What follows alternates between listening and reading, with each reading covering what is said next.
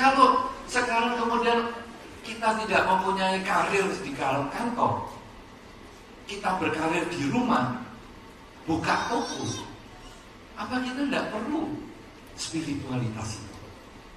Kalau kita sebagai perumah tangga, apa kita tidak perlu spiritualitas itu? Kalau kita sebagai anak kuliah, apa kita tidak perlu spiritualitas itu?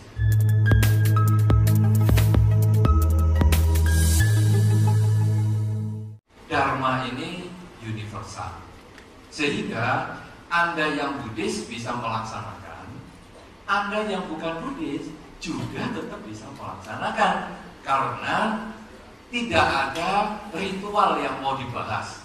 Sehingga spiritualitas dalam bekerja, pagi sebelum masuk kantor baca parita, setelah duduk baca lagi, mau ketemu nasabah baca lagi, selesai baca lagi. Kapan kerjanya? Nah, jadi tidak ada unsur ritualnya. Karena itu Anda dengan segala macam keyakinan apapun juga Anda bisa lakukan atau Anda bisa praktekkan. Nah, saudara-saudara, kebatinan dalam bekerja, spiritual dalam bekerja, ini sering tadi seperti yang dikatakan oleh Pak Adi, banyak orang mengatakan kayaknya gak bisa tuh kalau kita menggabungkan spiritual dengan pekerjaan. Tadi Pak Adi juga menyebutkan, Pak Wari rasanya juga menyebutkan hal itu, rasanya kok gak bisa ya.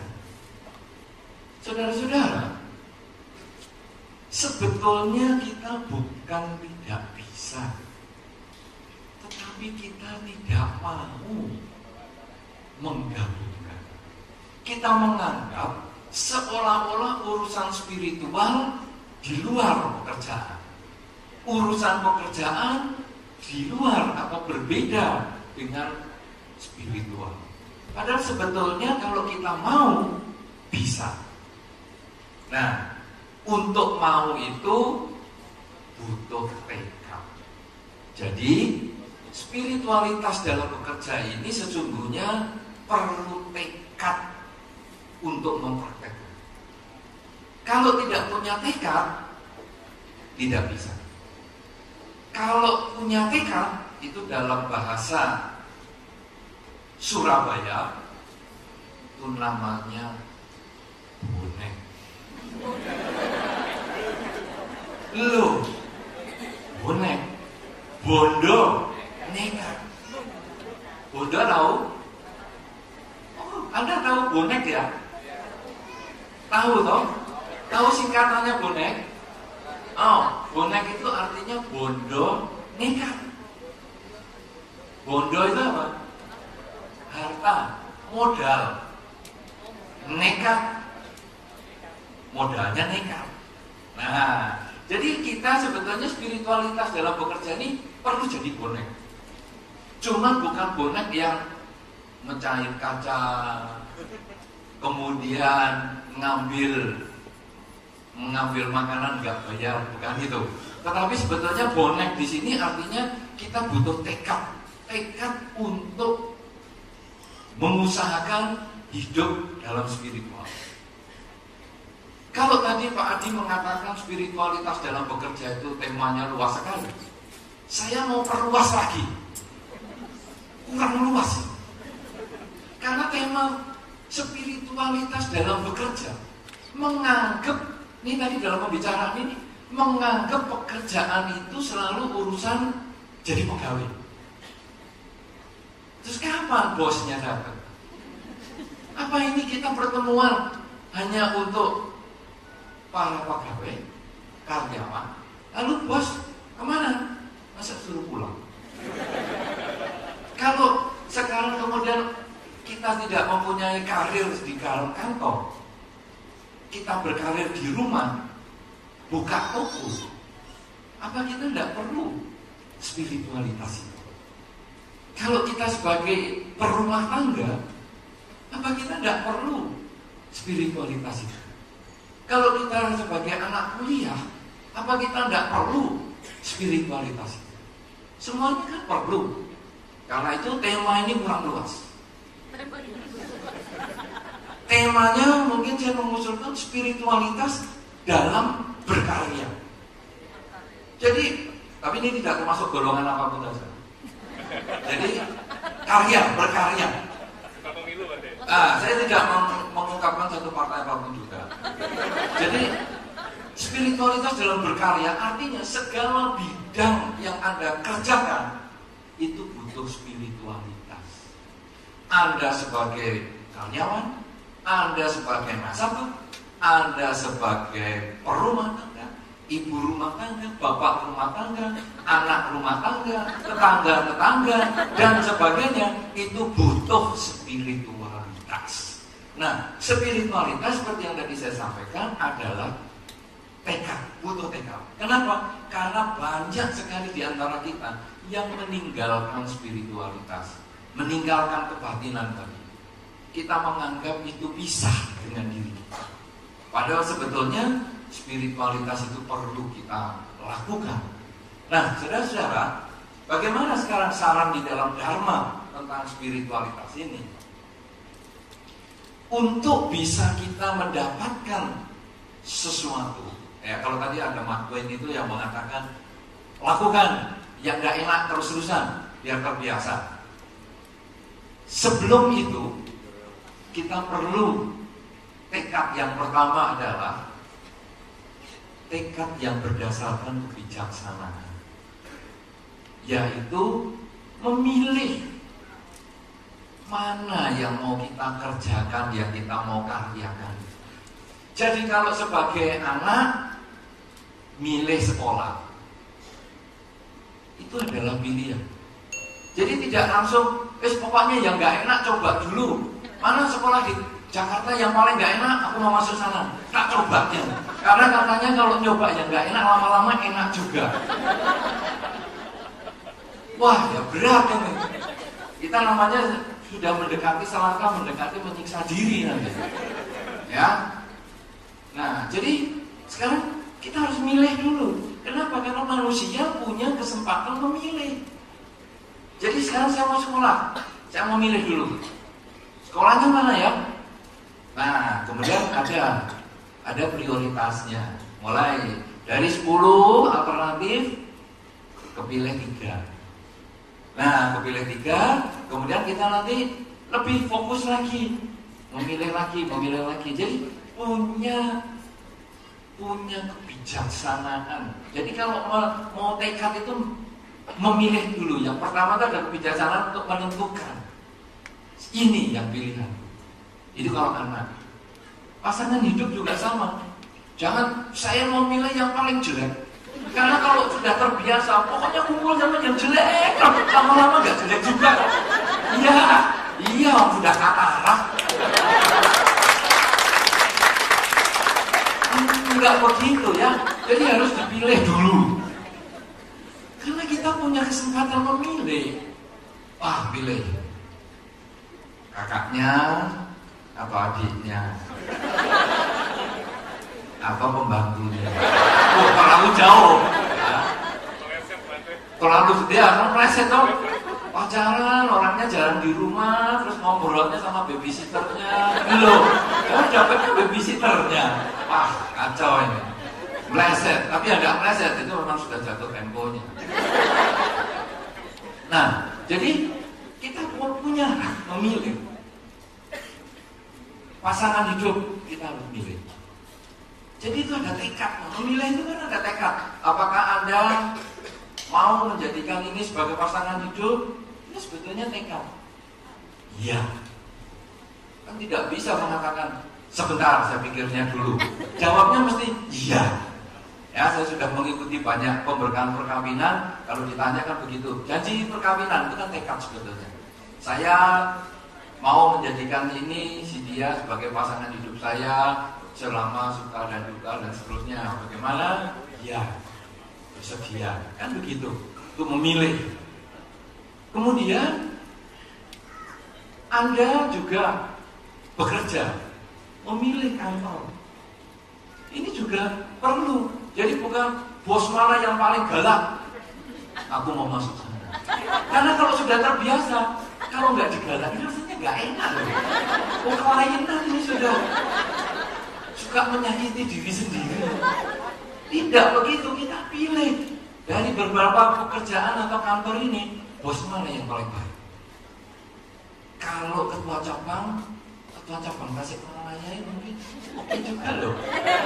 Pimpinan cabangnya kayaknya Pak Ekmar itu. Kepala operasinya, ya, tukang operasi. Ya.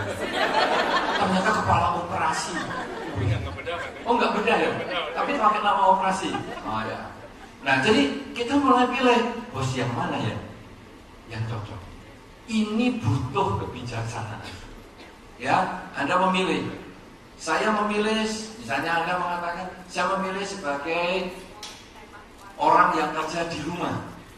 Itu pilihan. Ya, jadi nomor 1, gunakan hak pilih. Coblos. Pilkada, Pak. Ya, gunakan hak pilih Anda semua. Kenapa? Karena itu adalah dasar spiritualitas dalam berkarya. Karena kalau Anda sudah tidak senang, bagaimana Anda mau bekerja? Mau berangkat saja sudah sakit-sakitan. Bangun tidur ketemu pasangan hidup itu lagi. Sudah nggak suka, ketemu lagi. Kapan matinya? Sulit, saudara. Jadi kalau senang, rasanya mau tidur saja sayang. Nanti kalau tidur 5 jam, berarti aku 5 jam nggak ketemu kamu. Berarti aku dalam 5 jam ini harus mimpi kamu. Supaya dalam tidur pun. Loh. Kenapa saudara? Karena itu konsekuensi pilihan. Nah, sudah memilih pekerjaan, memilih sekolah, memilih pasangan hidup, dan sebagainya, maka tekad yang kedua adalah kalau sudah pilih, jalani dengan sungguh-sungguh, dengan segala konsekuensinya. Jangan milih mau enaknya saja. Karena seperti tadi Pak Ifari juga sudah sampaikan di awal pertemuan kita, hidup ini ada perubahan. Yang kita pilih kadang berubah. Tapi kalau kita sudah niat pilih itu, tekad kita sudah ada, jalani dengan kesungguhan. Jadi misalnya gimana? Sekolah. Saya sudah pilih sekolah di sini. Oke. Waduh, ternyata kok gurunya menjengkelkan, ya pindah tempat. Tidak, ini konsekuensinya. Sekarang baru kita berbicara teorinya Mark Twain kan. Yang tidak enak, teruskan. Nanti lama-lama enak sendiri. Ya, jadi kalau KP belum enak hari ini, besok dimakan. Belum enak lagi, minggu depan. Belum enak lagi, bulan depan. Belum enak lagi, tahun depan. Tapi apa itu tahun depan itu? Udah hitam semua bentuknya. Ya, tapi inilah baru berbicara yang tadi. Bahwa kalau kita sudah memilih, ada konsekuensi logis yang harus kita pertanggungjawabkan, dan kita jangan mengeluh, jalani. Karena itu kalau memilih pasangan hidup misalnya, Anda jangan memilih yang nilai positifnya. Jadi Anda memilih, kenapa kamu memilih si A? Oh, si A ganteng. Kenapa kamu memilih si B? Karena si B cantik. Kalau Anda memilih nilai positifnya, Anda akan kecewa. Tapi Anda kalau memilih, pikirkanlah nilai negatif yang dia miliki. Yang sanggup Anda kerjakan, yang sanggup Anda tanggung, pilih dia. Wah, dia orangnya menjengkelkan. Sanggup nggak saya kumpul sama dia yang menjengkelkan ini? Saya sanggup, karena saya orangnya cuek. Kamu mau ngomong apa, mau muka bentuk apa, nggak pusing. Aku sanggup. Pilih dia. Wah, dia orangnya cerewet. Sanggup? Sanggup. Karena saya tuli. Kalau sudah begitu, pilih dia. Kenapa? Karena ini konsekuensi logis yang harus kita tanggung untuk jangka panjang. Sama dengan kalau ambil kredit mungkin. Saya tadi contohnya Pak Adi banyak sekali contoh tentang bank. Karena beliau keluar masuk bank. Saya apa aja nggak punya. Jadi ya minta maaf saya nggak bisa ambil contoh banyak-banyak. Saya nggak bisa bayangkan ruang prioritas itu kayak apa ya. Nanti diundang tapi. Ya. Diundang untuk blessing. Ya, blessing. Coba di search nama saya nggak akan ketemu di sini. Saya tidak nasabah di mana-mana. Saya nasabahnya di Bank Karma. Bank of Karma Mas. Bank Karma. Tapi nggak mengeluarkan cek. Nah, ada orang biasanya kadang tanya, Bandi, saya mau buka usaha, mau ambil kredit bagaimana? Nah, saya kan bukan bagian kredit. Ya mesti pergi ke bagian kredit untuk difoto dan diurus semuanya, toh penghasilannya dan sebagainya. Kita nanya kok kebingung lah, saya salah deduksinya.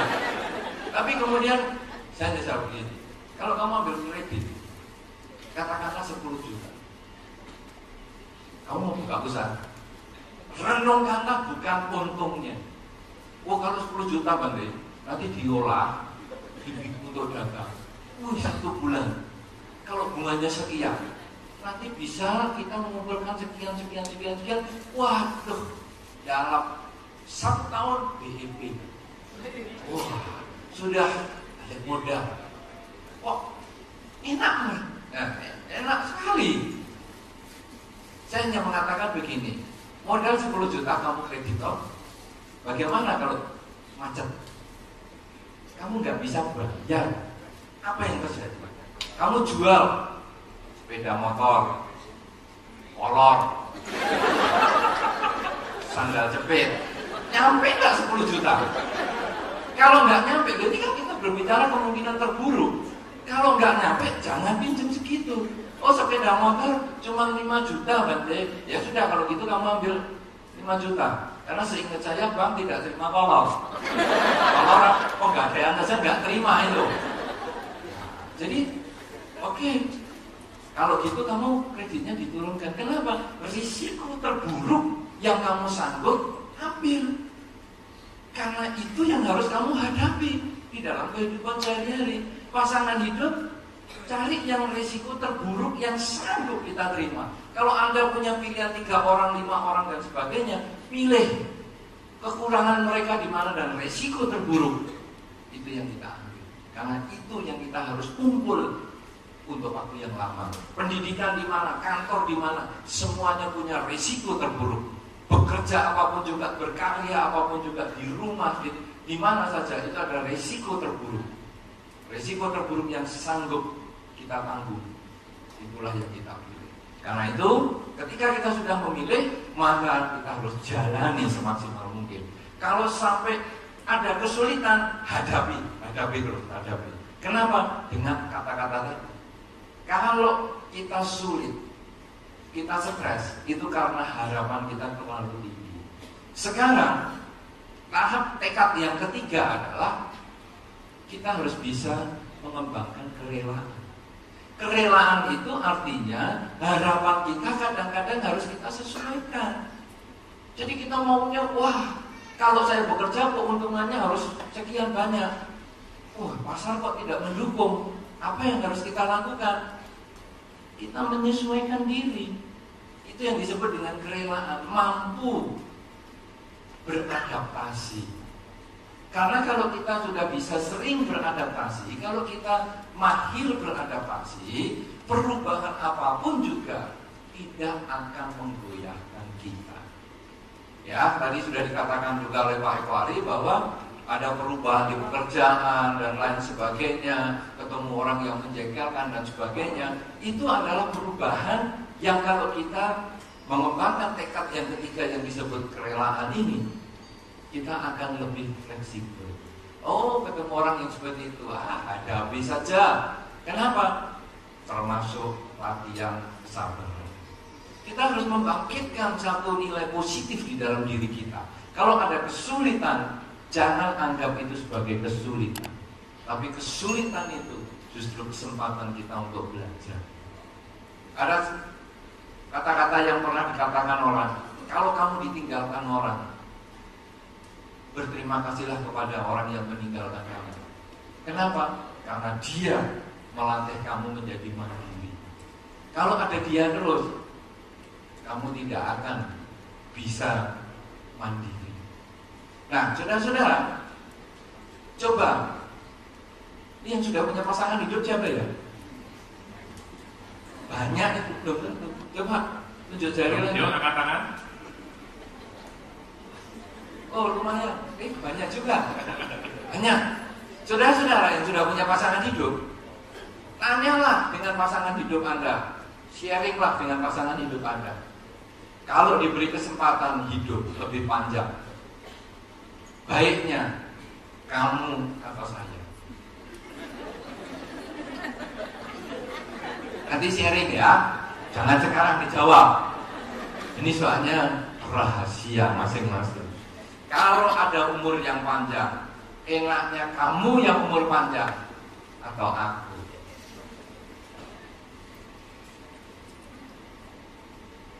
Dari survei yang dilakukan, survei kecil-kecilan, ternyata lebih banyak umur panjang untuk kamu saja.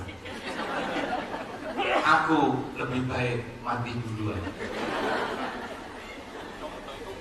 Kenapa saudara? Karena takut ditinggal,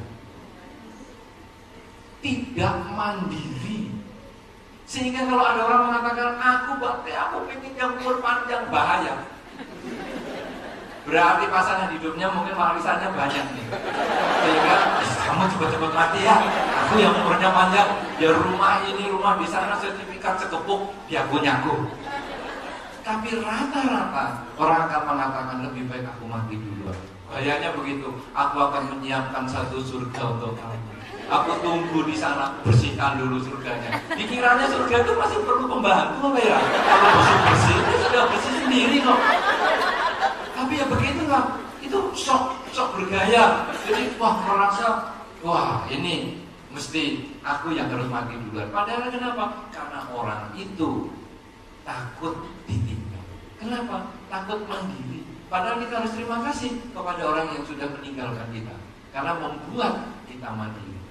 Nah, saudara-saudara, inilah kemampuan kita beradaptasi. Kemudian, kalau kita sudah punya tekad untuk bijaksana menentukan atau memilih, tekad untuk menanggung semua konsekuensi logis yang kita harus hadapi dengan bekerja, berkarya secara sungguh-sungguh. Yang ketiga adalah kita mampu beradaptasi bila terjadi perubahan, karena resiko terburuk adalah kita sudah pikirkan, beli mobil berarti resikonya hilang, punya pasangan hidup berarti bisa ditinggal, punya anak juga bisa ditinggal dan sebagainya. Itu adalah resiko terburuk yang kita sanggup kita lakukan. Maka yang keempat, sebagai yang terakhir, adalah mengembangkan kualitas batin. Tekad untuk mengembangkan kualitas batin yang tadi sudah disinggung dengan baik sekali oleh Pak Di, yaitu kalau pagi bangun tidur sama malam mau tidur, usahakan untuk berlatih fokus. Ya, itu istilah pokoknya meditasi. Sebetulnya dia belajar fokus. Betul, kira-kira minimal 30 menit. Kemudian sepanjang hari gunakanlah fokus itu untuk bekerja, untuk berbicara, untuk berpikir, sehingga selalu sadar waktu sedang berjalan, sadar sedang menulis, sadar sedang terima telepon, sadar sedang bekerja dan sebagainya. Kalau 4 hal ini dikerjakan, tekad 4 hal ini dikerjakan, tekad memilih, melakukan dengan sungguh-sungguh, punya daya adaptasi yang tinggi dan bisa berkonsentrasi sepanjang waktu, maka tingkat spiritualitas alias kebatinan dalam bekerja, berkarya, dalam melakukan kehidupan sehari-hari akan bisa tercapai.